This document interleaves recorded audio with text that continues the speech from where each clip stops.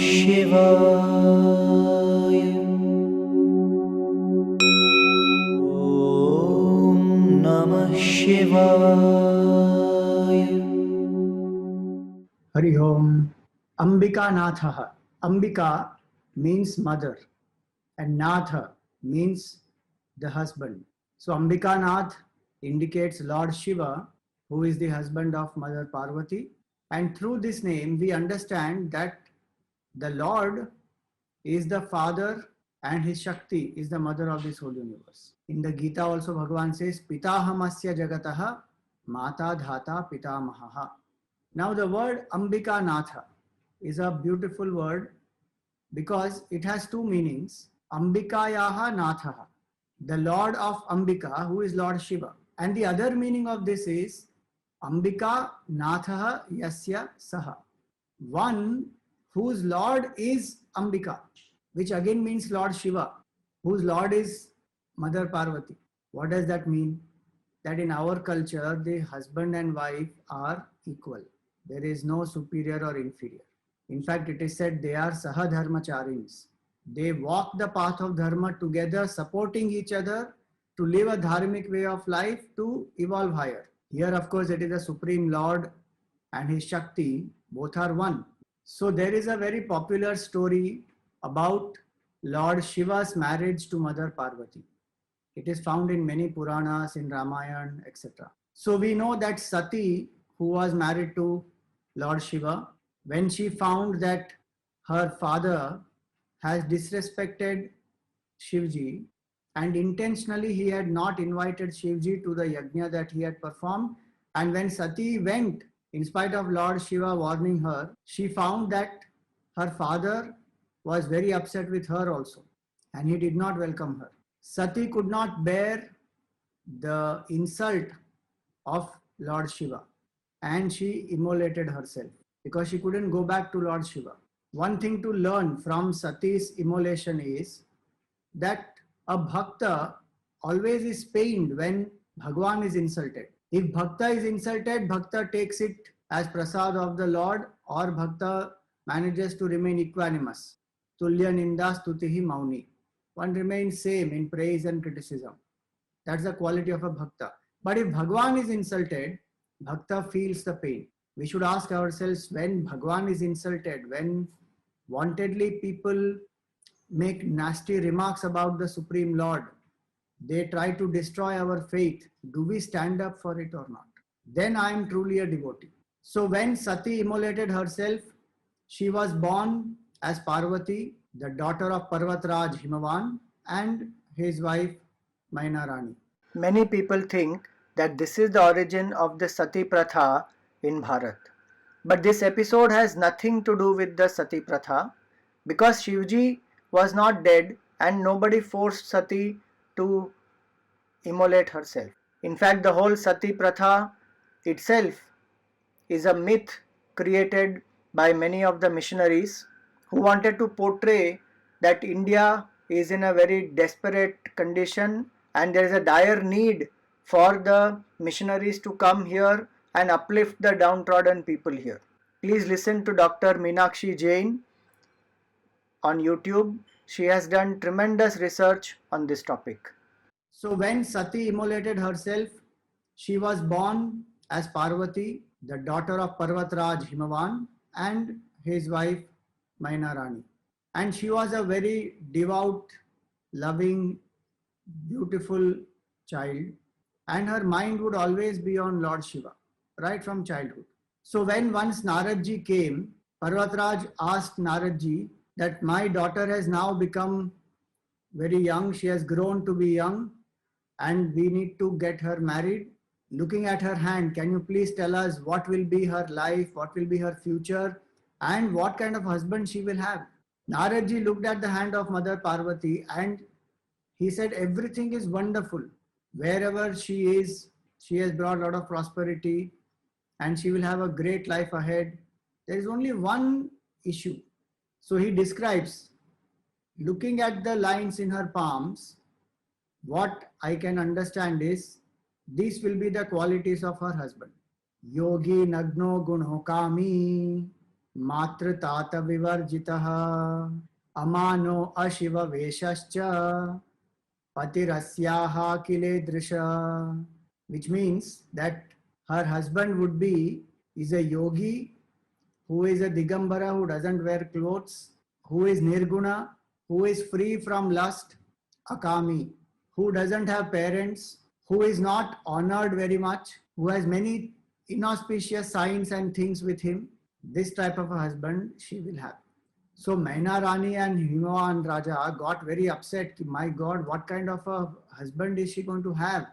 But in her heart, Parvati was very happy because this is the perfect description of Lord Shiva. It took some time for Naraji to understand also ki, oh, this is description of Lord Shiva. This shloka is from Shiv Puran. And from childhood, she has been remembering Lord Shiva. So finally, she explained to her mother that my heart is set on Lord Shiva and I have to go to please him. I have to do penance. So please let me go. With great reluctance, her mother allows her to go. And she goes into the forest and she starts doing her penance. Naraji also blesses her that may she have the vision of Lord Shiva and may she unite with Lord Shiva. So she started doing her tapasya. Initially, she was eating only fruits and roots. After some time, she stopped eating the roots, only the fruits. After some time, she stopped eating even the fruits. She survived on just leaves and she had become thin, but she was glowing in tapas. And her mind was single pointed in thinking about the Lord. After some time, she left eating the leaves also. That is how she got the name Aparna. Parna means leaves. One who has left even the leaves. She survived only on air and water. And after some time, she stopped even water, only on air. Concerned for her daughter's well-being, once Maina Rani came to the forest to see, and she saw the terrific tapas that Parvati ji was doing, and she said, Uma. That's how she got the name Uma, great tapaswini. All this while, when Parvati ji is doing this tapasya, what was Lord Shiva doing? When Sati immolated herself, Lord Shiva also was very sad, very upset, because he also single-pointedly loved only Sati. And he did not want to marry anyone else. And he went into meditative states. And he kept thinking about the Lord, who is his Ishtadevata, that is Lord Vishnu. And one day Lord Vishnu appeared and told him that if you love me so much, you have to marry Parvati. She has been pining for you. She has been doing tapasya for you. Lord Shiva said, but I don't love anybody else except Sati. And Bhagwan Vishnu said, Sati has manifested as Parvati. So please go ahead and marry her. In Shiv Puran it is said, Shambho Chittam Vashe Chaisha Karishyati Tapasvini Sachapyenamrite Yosham Nahi Anyam Udvahishyati, which means that Parvati will attract Lord Shiva to herself with her great penance, and Shiva also will not marry anyone else except Parvati. Such deep love they have for each other. And so finally their marriage happens. One of the main reasons why Mahashivratri is celebrated is it is the wedding of Lord Shiva and Mother Parvati. What is the symbolism of this? In the Tulsi Ramayana, Tulsidas ji says beautifully, Bhavani Shankara Vande Shraddha Vishwasa Rupinav Yabhyam Vinana Pashyanti Siddha Swantastham Ishwaram. Bhavani and Shankara, they both represent what? Shraddha and Vishwas. And without these two, Shraddha and Vishwas, we cannot experience the self within. The marriage of Shraddha and Vishwas produces Jnana. So the child, Kartikeya, is Jnana.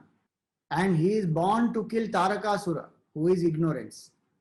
So in our heart, we need faith. Faith in the existence of the Supreme. Faith in the scriptures, the means to realize the Supreme. Faith in the Param Guru or the Sat Guru. And we also need trust between people. We must have trust, love and respect. Then the life in this world becomes harmonious. And when we have Shraddha towards the Lord, we are able to turn our mind steadily towards the Lord. do the tapasya and unite with the self within. And that self within is Shiva. So Ambika Natha means one who did so much of tapasya and penance to attain Lord Shiva as her husband. All of us are the Prakriti and we all have to do tapasya to realize the self within. This is another meaning of Ambika Natha.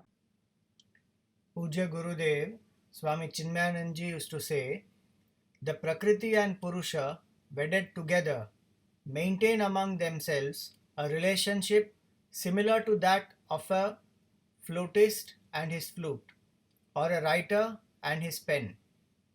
Ambika is an instrument for Shiva to express himself as this world. We also saw that Ambika is Uma, and in the Kenopanishad, Brahma Vidya is referred to as Uma Haimavati, and it is this Uma Haimavati who is of the form of Guru who leads us to Brahman. In the story in Kenopanishad, it is Uma Haimavati who makes Indra realize that the Yaksha who had manifested was none other than the Supreme Brahman. Time to time, we forget everything is the grace of the Lord and we feel it is our glory, our achievement. Bhagwan in his great compassion manifests in front of us, but many times we are not ready to recognize. And it is Uma who helps us to know that all this is divine, including the self within. So she is Brahma Vidya Swarup. And is it not true that even in the world, it is the mother who introduces the child to the father? So may we put the efforts to realize Ambika Natha, to realize pure Shiva, and may we understand that all roles of a husband and wife are equal. May we love each other, respect each other, trust each other in such roles, and ultimately may we understand that grace of Bhagwan alone makes everything possible. May our mind have that clarity always.